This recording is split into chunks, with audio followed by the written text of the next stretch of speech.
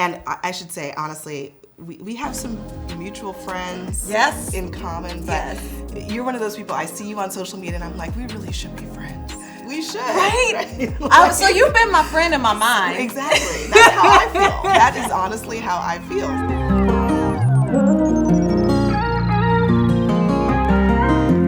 I'm very excited because I get to talk to someone who I have crazy respect for. She doesn't know this because this is my first time meeting her. But she is someone that I consider, like when she's talking, you stop and you listen. And when I tell you homegirl's clapback game is on 100, I have mad respect. The country is so lucky to have her as a political correspondent and anchor of her own show, Newsnight with Abby Phillip. Okay, so there's that. And she's here on the couch with me. So I'm very lucky to have Miss Abby Phillip here. Thank you for choosing Joy today. Thank you so much for having me. It's amazing to be here, honestly. I'm so happy you're here. Yeah. So I want to talk to you just about your journey in this world of politics, like where you grew up. You are in the capital, the Mecca, where everything goes down. Mm-hmm. What made you get into it? Actually, I really want to know, because you grew up in the DMV, but also in Trinidad. Mm-hmm. Yep. What was that like? How did that shape you?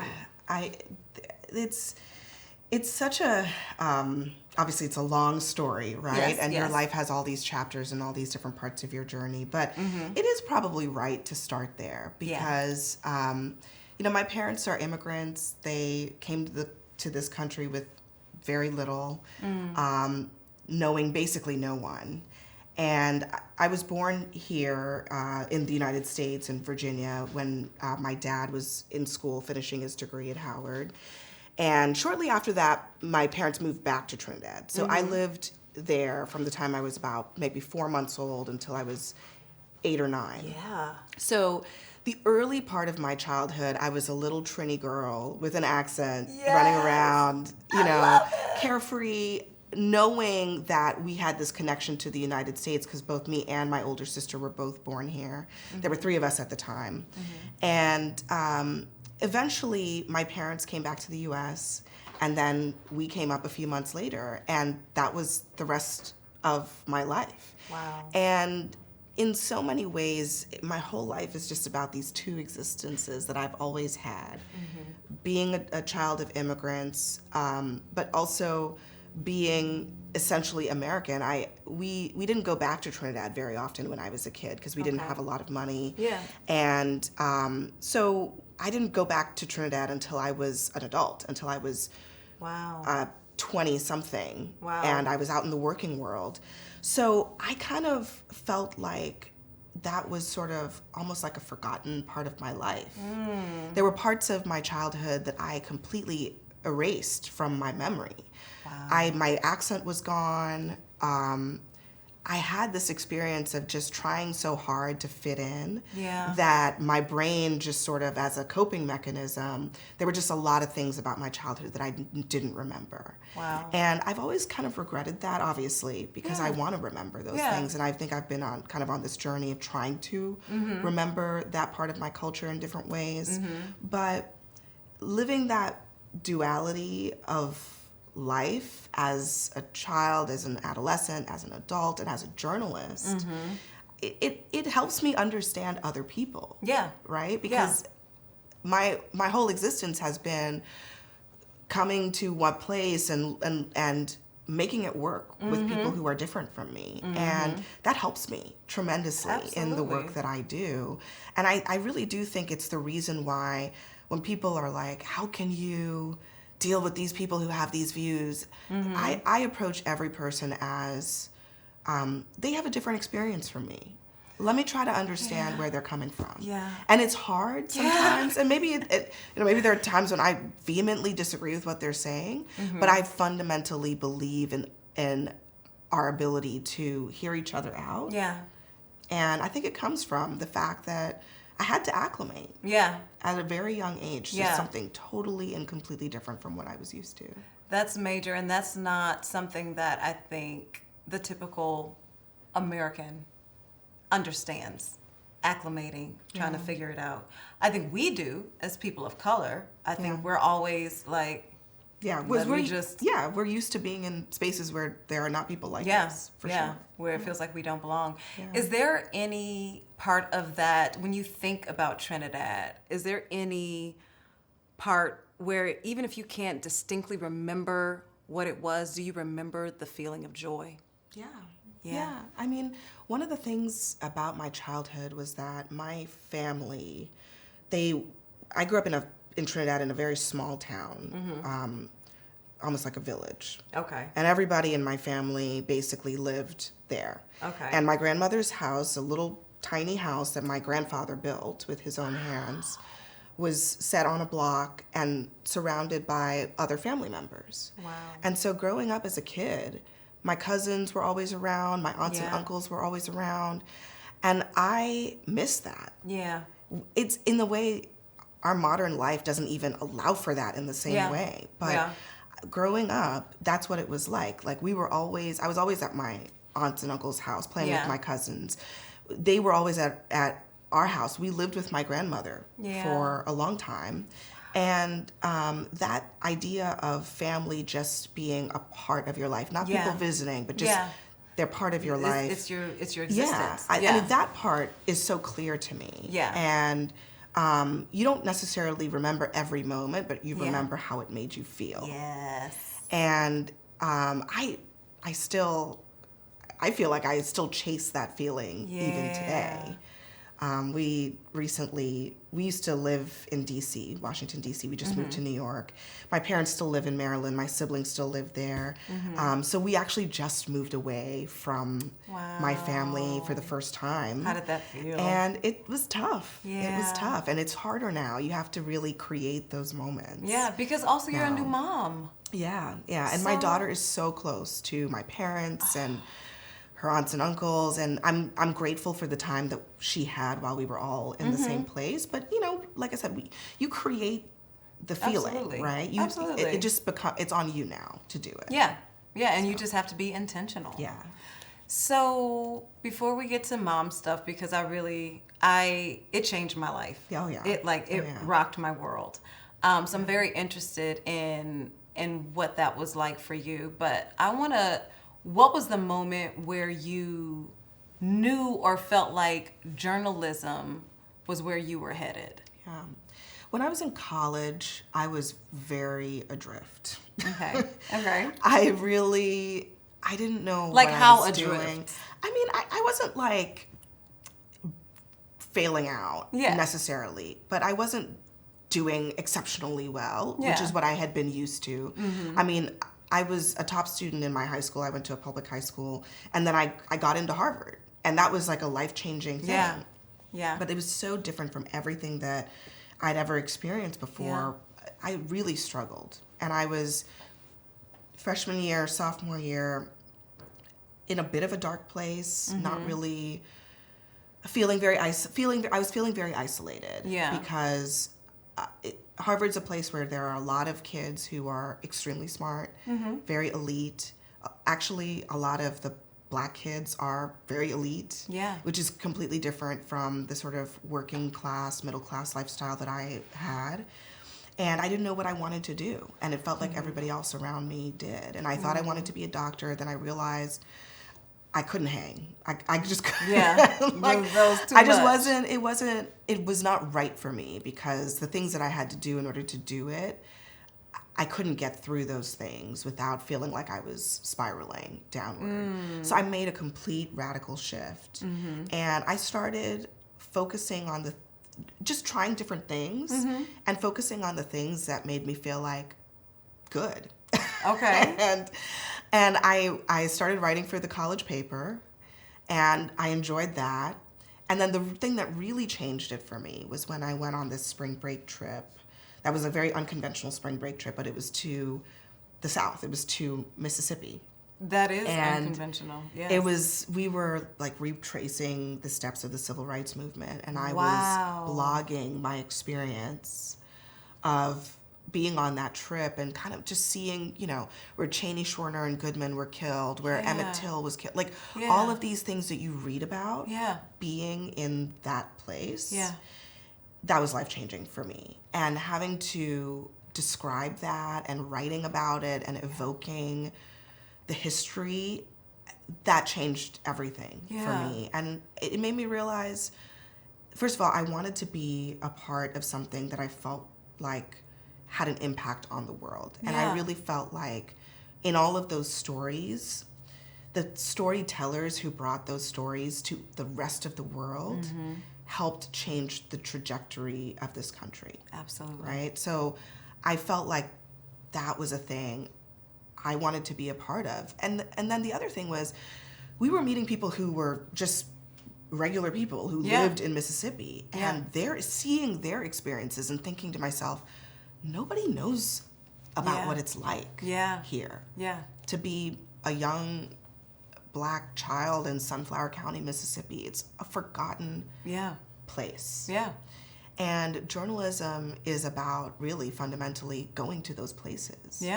And bringing those stories to the world. And it was just a concept. It was a philosophy, a mission that I just felt like I could get behind that. I could see myself doing that. And my life has taken me in all kinds of different directions. There are all these things that I thought I wanted to do in journalism that I just haven't done. They're not regrets, but it's just sort of like the beauty of life is that it takes you in a different journey. But that's the motivation. I mean, that's where I started out. That's where my heart is when it comes to this business, and it's honestly still what keeps me going. Well, I was reading where you said at one point that the truth can be a moving target. How in this political climate today, how do you continue to find that truth in the midst of this chaos and still do it with a piece of sanity, of joy, of happiness, like that motivation? I mean, Joy, let me tell you, it is hard. Okay? This environment is the most difficult environment that I've ever worked in. And I've been doing this 14 years, since I graduated from college. And it's never been this hard, and it's never been this thankless. And it's not a woe is me kind of thing because I've got a great job and a great life, but it's getting harder to get to that truth. I still believe in truth, okay? I think there are real things in the world, things that are real and things that are not real, things that are true and things that are false. But the way in which we all live in these information silos and everybody gets to decide which truth they want to believe, that is not getting any better. It might be getting worse.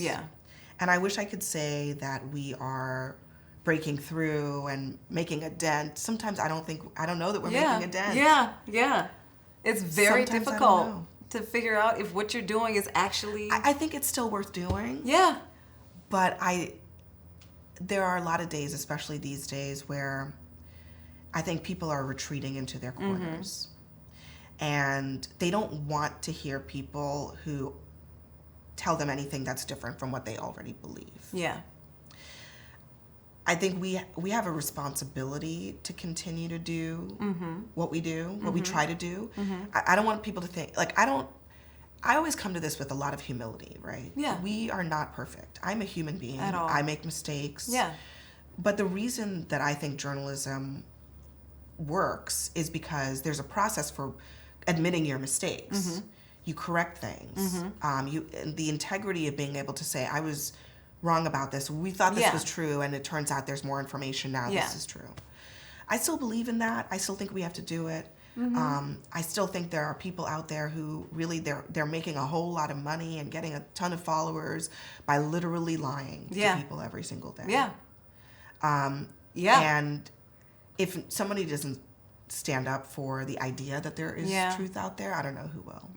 It'll just continue to be a place that no longer feels like it's worth the living. And And we are here to be that light. We are here to continue to tell the stories, to continue the truth, to continue disrupting bad behavior, even when it feels like it's not helping, or it feels like nobody sees it. Yeah. In those moments, for me, I always think, well, God knows. God sees. And I'm doing what I'm supposed to do, even when it feels like nobody gets it, even when it feels like it's not moving the needle at all. And that is a way for me to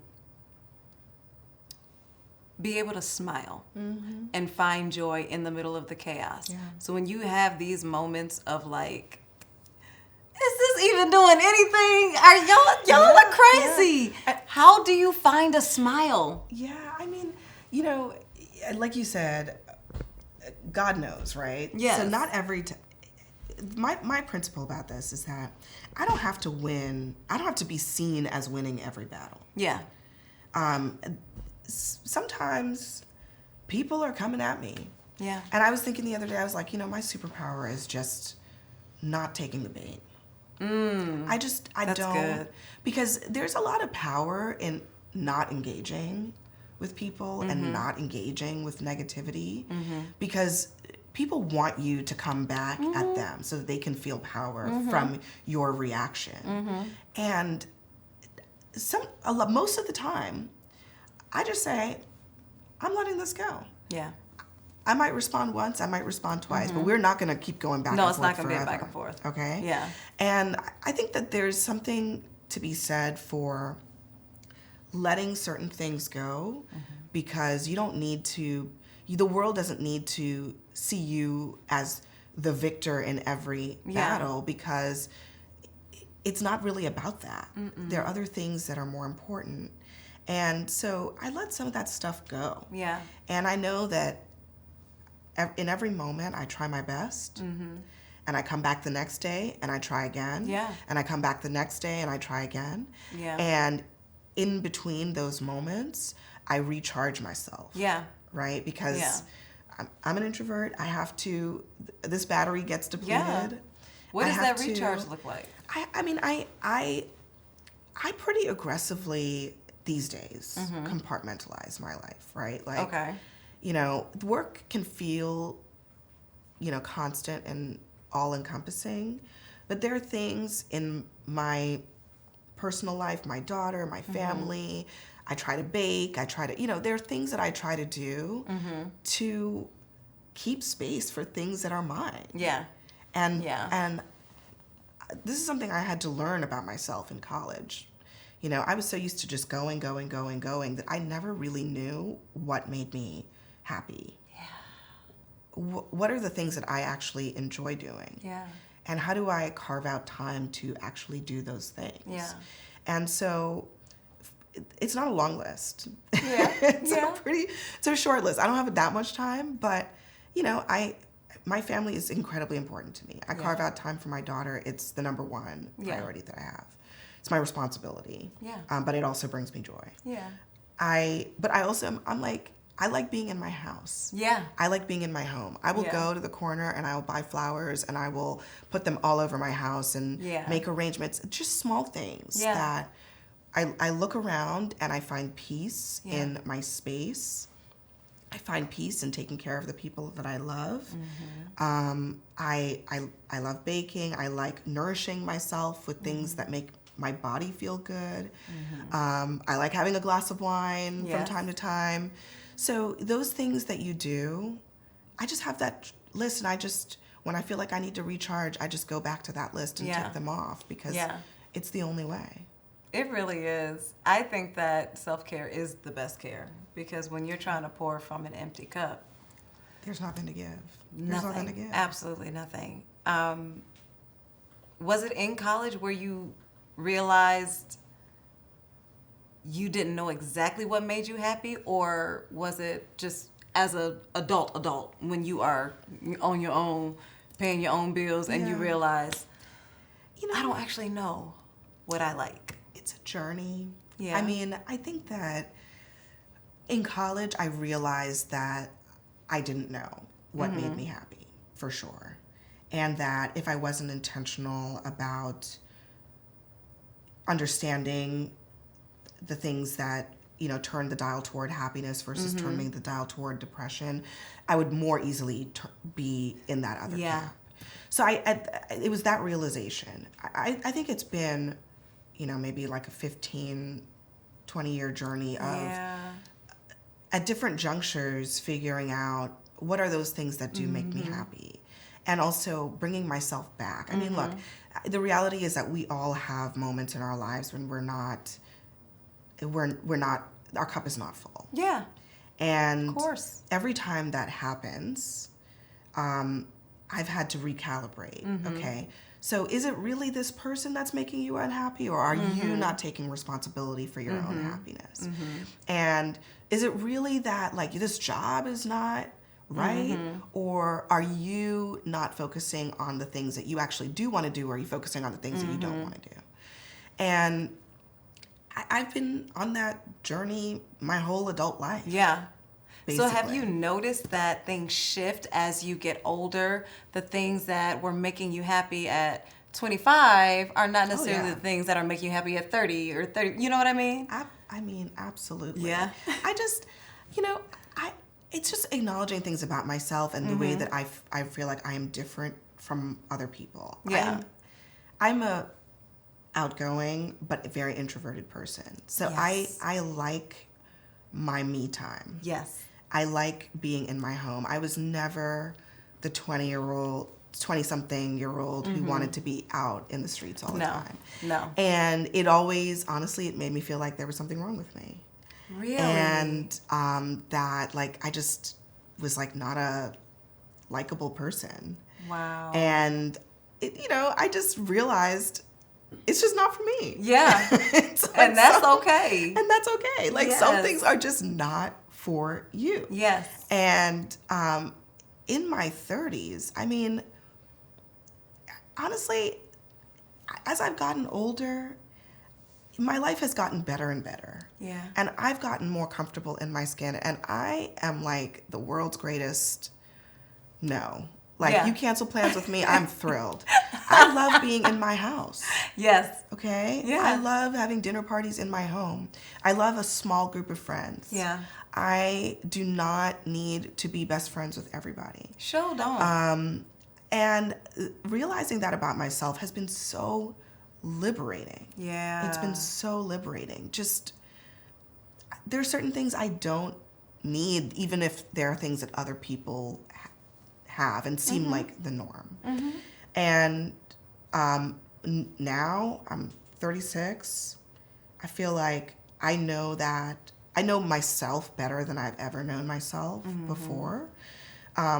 There's still so many things about my life where it's like you're always asking yourself, how do I get closer to my purpose? Yes. Yes.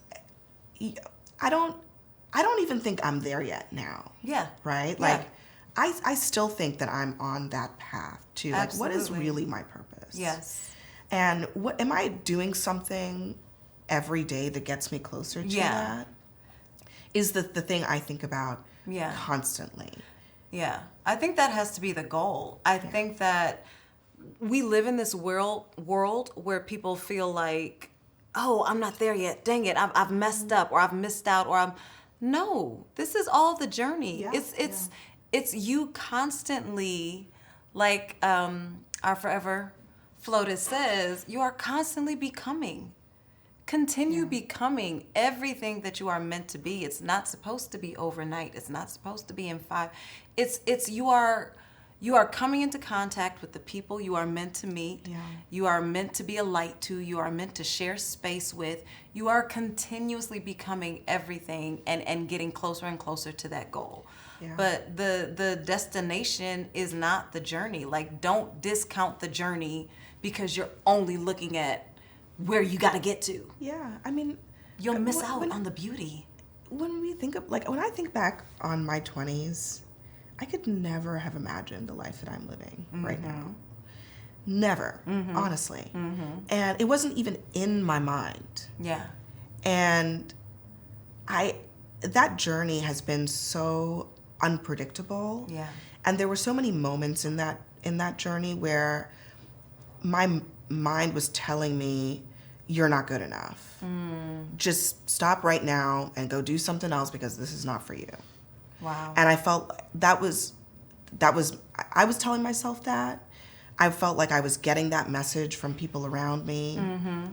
And I'm glad that I didn't listen to it. Yeah. Because I wouldn't be sitting here if I had. And what was the thing that made you push through that? It's a sense of obligation. I mean, we started out talking about my immigrant family, and I have a big family. I have 5 brothers and sisters, and I've always been kind of like the caretaker of the family. And so it has not always come from a place. That's not always a good thing, right? When you feel like you have to kind of carry the burden yourself. But I have always felt that way for most of my adult life. And it's been a motivator. I don't give up because I can't. I literally cannot. It's not an option. Too many people count on me. Yeah. I just can't. And sometimes that's been a hard load to carry. It's a lot. There were times in my life where I was like, I wish I could be unburdened and do whatever I want and move wherever I want and just, you know, there have been times when I've been like, oh, I just want to quit my job and go do something completely different. Yeah. And a lot of times I just haven't done it because I felt like that was just not an option for me. Keeping going has always been the only thing I felt like I could do. Starting from when I got that acceptance letter to get into Harvard. Yeah. From that moment on until where I sit here now. Most of the time when I have kept going, it is because I felt genuinely like I had no choice. And that turned out for me to be just maybe what I needed to do what I think is the right thing to do, which is that perseverance through the tough moments is the difference between success and failure. Absolutely. And I didn't really know that for a long time. And now I tell people that all the time, and it's not just like a cliche. It's literally like the people, the guys, many of them men, who are running around here being super successful despite failing all the time, can do that because they just don't take failure as an answer. Yeah. And me, my brain was like, you suck, you failed, please stop. Go do something And else. it's only that obligation to the people that around me that I think forced me to not listen to that, and I'm grateful for it. It's kind of like the challenge that God gives you to, you know, to force you into your own purpose. Whether you know it or not. He's constantly guiding you, giving you these moments, these reminders, these, hey, no, this is where you're meant to be. So I have 2 more questions. One, so for me, I didn't really recognize how much of a choice joy was until like my early to mid 30s. Because I felt, I'm a family girl, and I have always tried to live up to what my family standards were for me, and not just what I felt like God had for me and my dreams and my passions. It was like, oh, but I got to do it like this because then they'll be pleased. And I had to let that go and figure out what was best for me, what made me happy, what did I feel like God had for me to do, and choose that. Even when it's difficult, even when I know it's going to bring me joy, but they may not like it, they may not support it, or they think it's crazy, but it brought me joy. But I realized it's a choice. I can either choose to try and live and make somebody else happy, or I can choose and try to live the life that I feel like God has given me and that makes me happy. Was there a point in your life where you fully recognized, oh, this joy is a choice? I can choose this or not. I mean, When I was in college and I was trying to come out of a kind of low period of my life, at that point, I used to write notes to myself on Post-it notes and put them up on the mirrors in the bathroom and in my room, just places that I would be looking. And my roommates were like, "What are you doing?" I didn't even know. I mean, at the time, I didn't know what affirmations were. It wasn't like a concept that I knew about. I just knew that I had to constantly remind myself of the positive side of the moment that I was in. Of the things that I loved, the things that brought me joy, the things that brought me peace. And it kind of started there, and it's taken all kinds of different forms where, honestly, that's how I am, is like, I'm going to do what I want to do. And, I mean, you can ask my husband about this, because he's like, one thing I know about you is that you're just going to do what you want to do. And I've earned that. Okay? Absolutely. That's how I feel about it, is that I have earned the ability to do that. That, like, when I want to go try something new, I don't wait for other people. I don't wait for other people's approval. If it's right for me, I will do it. And I try to, like, just remind myself to think about that. Because it's easy for me to just sort of do what other people want, to be accommodating. But I just literally remind myself, that's not what you want to do, so don't do it. Oof. And I don't do it. I love it. And it's just a part of me now. That I've gotten over the idea that it makes me seem unyielding. It makes me seem self-centered or whatever it is. But it's also about not waiting for other people to get joy out of your own life. Ooh, you're the only person responsible for that. And it's not friends, it's not boyfriends, it's not your husband, it's nobody but you. It's you. And I count myself lucky in a way, because some of that comes naturally to me. You know, the kinds of things that make me feel joy, sitting in a beautiful coffee shop and having a latte and reading a book. And I don't need to wait for anybody in order to do that. I'll just go do it. A couple of years ago, I hadn't traveled alone in a long time. You know, my husband and I have been together for 12, 13 years. So we're not like alone. I'm not alone that often. But a couple of years ago, I had to work on something, and I went on a trip to Mexico by myself. And it was like just this incredible experience of, like, rediscovering myself. I rented a Vespa, and I, like, was Vespaing around by myself. And I was like, oh my God. Who am I? I was like, oh, I guess I am doing this. And I was like, you know what? This is who I am. Like, this is actually who I am. I don't need to try. Like, I don't need other people to do the things that make me happy. And sometimes you also need to do that, to check in with yourself. Absolutely. And be by yourself and live with yourself. And remind yourself, okay, I'm alone now. There's nobody else around me to influence how I feel about things. What feels good in that moment? And that can be really powerful. Really powerful. Just rediscovering. And continuously discovering who you are and how you've changed and what makes you happy and what you like and what you now don't like.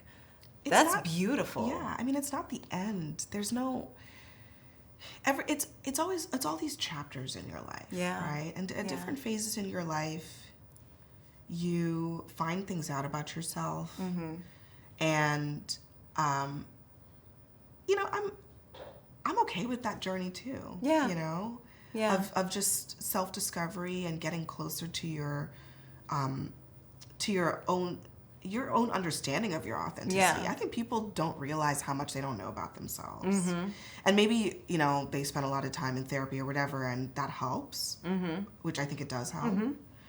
But most of us don't know ourselves well enough to realize how we are kind of living in response to other people so often.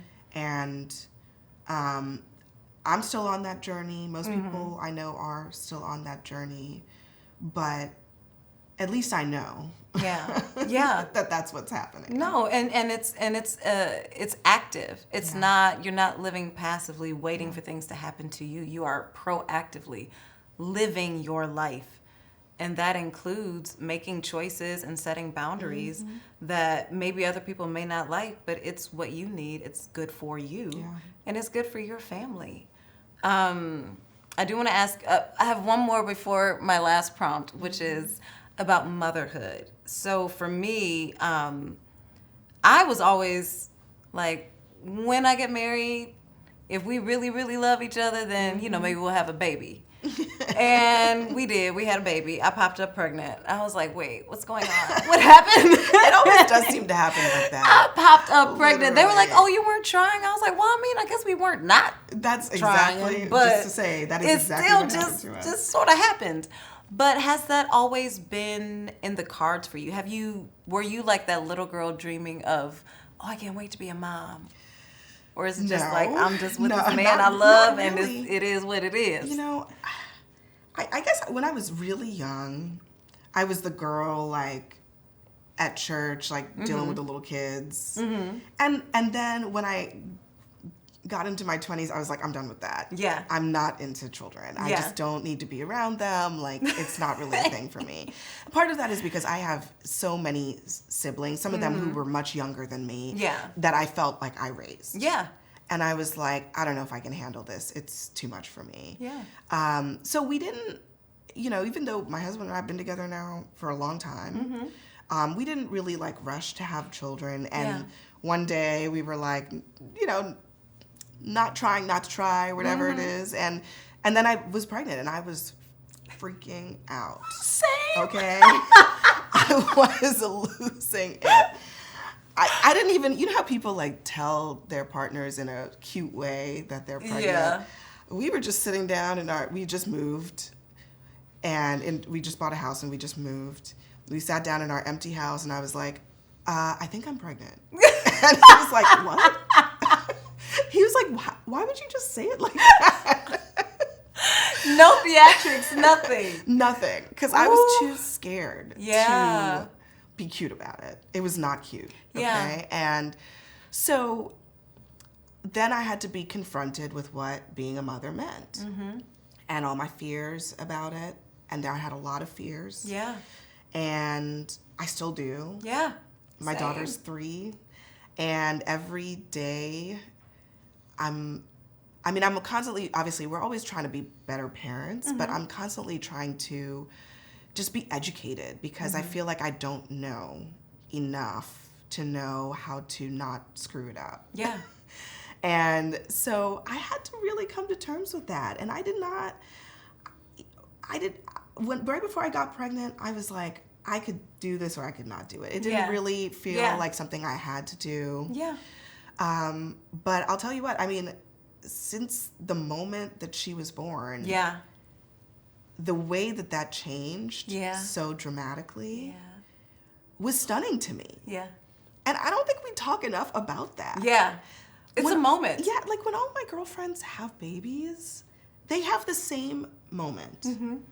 I'm not suggesting that it's easy or that it's always beautiful or anything like that, but just the way that a child completely changes your perspective on your whole life and on children is nothing. We don't talk enough about that. I agree.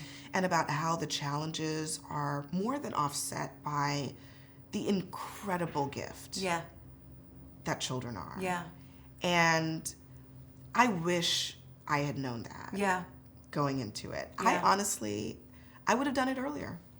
Really? I would have done it sooner. Maybe the biggest regret that I have is that I felt like I couldn't do it sooner. Yeah. I didn't want to. I just felt like there were too many sacrifices involved. Yeah. I think I was wrong about that. And I think it's sad to me because I think that our society makes women feel like we have to make absolutely. that choice. Absolutely. And that it's an either or, Yeah. and that you are going to sacrifice if you decide to have a family. And I have a lot of respect for women who do not want to have kids. This is not Absolutely. about that. It's more about the women who do want to have kids who feel like they have no choice but to push it off. And I wish I didn't have to do that. Yeah. Because I would have done it earlier. And I think if I had done it earlier, the thing that it gives you is this like approach to your life that is like, you are just so yes, no. Like, this is not worth it. This is worth it. It's so clarifying. Yeah. You know? And there's so much power in that. If I had that, it is your superpower. Yeah. That's what I feel like. I feel like you automatically gain this crazy superpower when you have a kid. Yes. You're like, it's perspective. It's also just the ability to do a lot. And to just know that you can do it. Yeah. I mean, I don't celebrate the fact that we as women do too much, but I think parents in general are always juggling. Absolutely. And what I learned about myself was that I could do way more than I thought I could do. And that's made me feel like nothing is out of reach. Yeah, that's beautiful. And, you know, and having, you know, look, when you have kids, you really do, it's like looking at yourself in a mirror in a younger form, and it teaches you so much about yourself. Oh, yes. And, you know, parenting is actually not about your child, it's about you. Yes. Absolutely. It's about how you control yourself. Yes. It's about how you relate to this other human being. Yes. Who's only been on the planet for a fraction of the 2 time seconds. that you have. Yes. And are doing their very best. And you're the one struggling. Yeah. There's so much about that I wouldn't trade Yeah. for the world. It's absolutely beautiful. And here's the thing, because I feel like society tells us as women, you can't have both. You can't have career and a family. But also, if you're going to have a family, you have to do it by this age, because if you start having kids now, Well, and that is just not the case. that's the thing. I think we have squeezed ourselves into this like 30 to 35 window. Yeah. Okay, like I'm outside of the window now. Girl, I'm I've been outside 36, the window. Right? So it's like, and the psychological toll that takes on us. Absolutely. You know, even when I had my daughter when I was 32. And even at that time, I was like, oh, do I need to freeze my eggs? I'm running out of time. Yeah. And again, it's like we've gone to the extremes, right? Like it used to be that, okay, you had no choice but to have babies when you're like 21. Yeah. To now we're pushing people all the way into their 30s and then saying to them, okay, clock is ticking. Yeah. And giving them all this pressure. Yeah. And the expense then at that point, if you have to then do IVF and all these other things. I think that we started at one extreme and now we're at the other extreme. And then they call it geriatric. Right. And then, Try to make you feel like. Yes.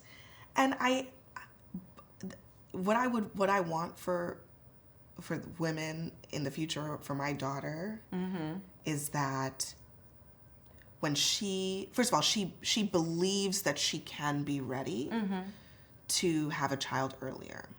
The fact that I didn't think I was ready, let's say at 26, is not because I wasn't ready, but because I felt like the child rearing is so hard in this country and in this world that I needed way more than I had. Yeah. And that's not a good thing. No. It's a reflection of how we as a society do not support women and families. Yeah. That you feel like you have to wait so long until all your ducks are in a row to have a child. Yeah. I want for my child that if she decides that she's ready at 25, that she has the support, that she can do it at that age. Yeah. Or if she wants to do it later, she can do it later. Can. Yeah. But I fear that we've gotten to a point where it's like most 25-year-olds are like, ain't no way. Yeah. I have to work. I have to get ahead in my career. I have to make all this money. I have to. Yeah. We've made it impossible. Yeah. But I feel like, as you said, we swung so far one way and then we swung so far the other way. I feel like by the time your daughter is coming up, the pendulum will be back towards a more consistent medium where it's like you'll have these choices. Girl, we're gonna pray. We're gonna hope and pray. I mean, there's so much that is like, obviously the world is not perfect, but I think that there's so much for women that could be better. Absolutely. And just because I and so many of my other friends who have experienced motherhood, the overwhelming feeling is that it was a positive change for their lives that they wouldn't mind or maybe would have wanted to do earlier. Yeah. And we got to be honest about that. Absolutely. And just say like, hey, like something's not right here where people feel like they have to. Yeah. Yeah. Wait. It's fine if they want to wait. Yeah. But when you feel like you have to do something, then I think things are off. Things are off. That's where we have to find and sort of shift and figure out how do we change this? How do we make it better? Because also, work is work. And it's going to be there. It's going to be there. It's going to be there. And, and it's also not going to be there when you're 80. Yeah. But guess who will be? Guess who will be? Yeah. And let's not forget that. I think it's so important that I've always known that. Yeah. Like, work is work. It's great. Professional accomplishments are wonderful. I want to be stable. I want to have resources so that I don't have to worry and struggle. But you have to keep your priorities straight because at the end of the day, your boss, your job, that company you're so attached to, it's not going to be there. And if you don't build a life for yourself, whatever that life looks like, your chosen family, a family you create for yourself, whatever that life is, if you don't lock that down, then you're going to be looking back and wondering, oh, who's here for me? Yeah. You got to choose joy. Yeah. You just got to choose joy. You got to choose it. Whatever that joy is for you. And create it. And create it. That's what you got to do. Okay, so 3 prompts. Okay. I do this with all my guests. You can choose one, and you can have me choose one. The time that you chose joy in your career, or the time that you chose joy in your personal life, or the time where you could not find joy anywhere. So choose one of those 3. I will choose the time that I chose joy in my personal life. Okay.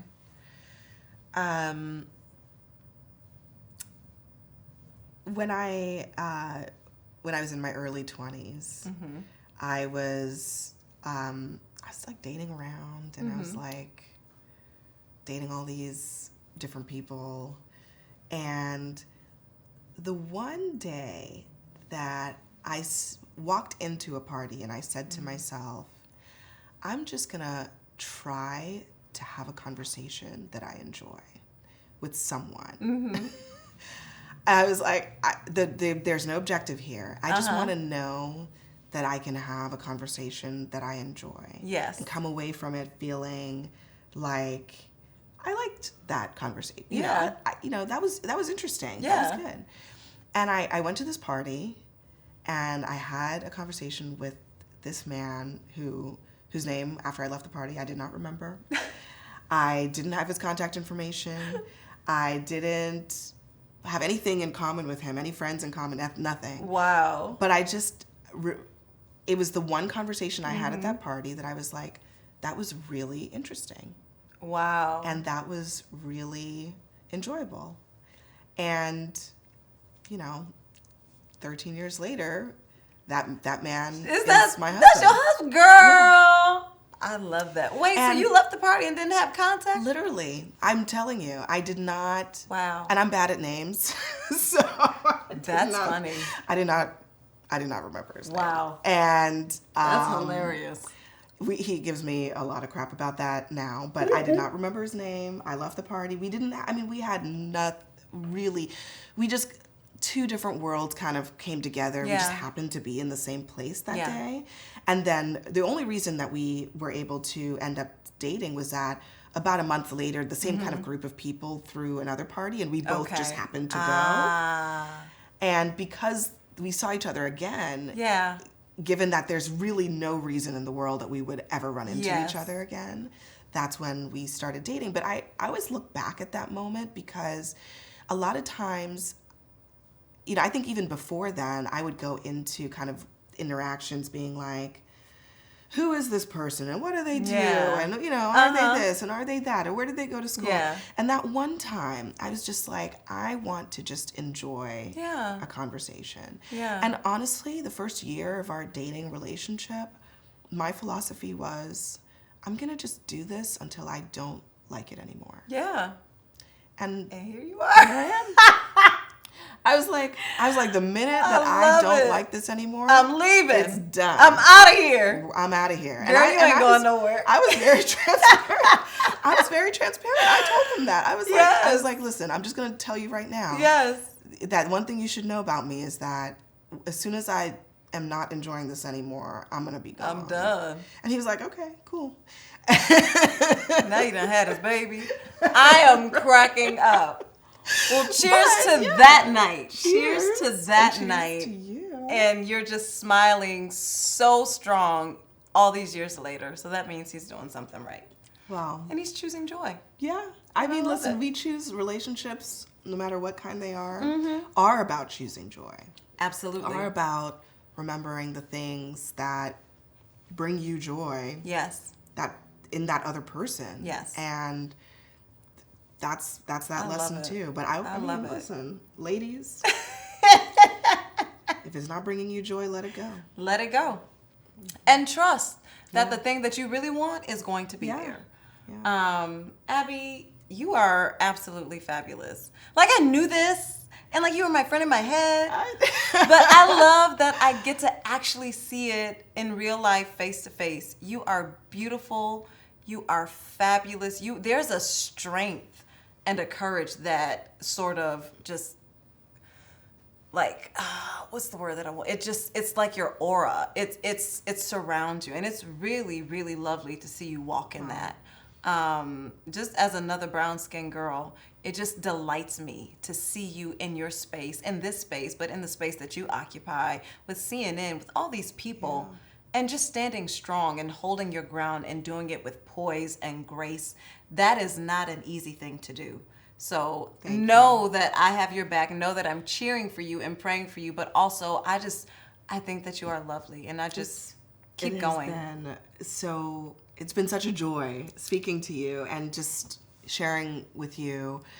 I mean, our journeys are about finding our strength, right? Yes. And fundamentally, and when you find that, you can access joy. Yes. I really think so. Yes, I really absolutely. believe that. And that's how it's been for me. I agree. I've had to kind of get to a place where I know who I am at this point. Yes. And because of that, I can let go of all the other stuff. Yep. And focus on the things that bring me joy. I love it. Yeah. That's what it is. Focusing on the things that bring us joy. That is what we're doing. We are focusing on the things that bring us joy. Abby Phillip, you're the best. Thank you so much for coming and choosing joy with me. For having me. Cheers to you. What's up, everybody? It's Deborah Joy Winans Williams back from Choosing Joy. And today we got to talk with the one and only Abby Phillip. Today I learned so much. I just learned about recognizing where a struggle is, how you persevere, how you move through things, and you do it with grace and your head held high. I think that Abby is such a profound voice in our day and time, and to be able to recognize someone with so much beauty and grace and courage, and to know how they've had to continue to survive and continue to become and continue to rediscover